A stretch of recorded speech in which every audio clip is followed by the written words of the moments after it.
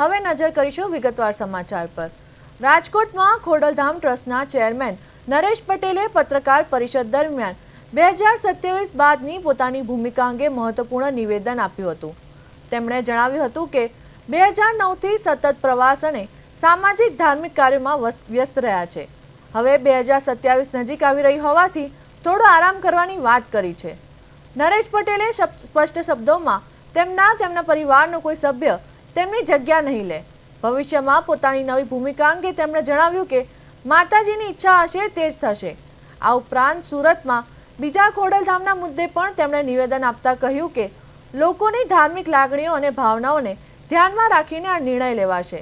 તેમના નિવેદન બાદ રાજકીય અને સામાજિક વર્તુળોમાં ચર્ચા તેજ બની છે।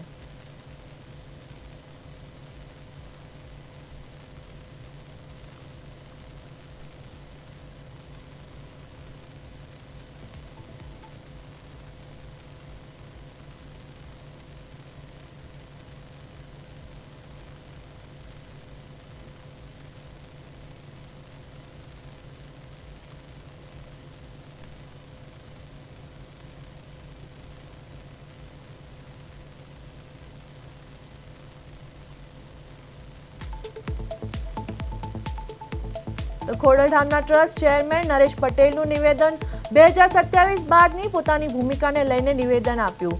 સતત કામ બાદ હવે આરામની જરૂર। વર્ષ 2009થી સતત કામ કરી રહ્યો છું।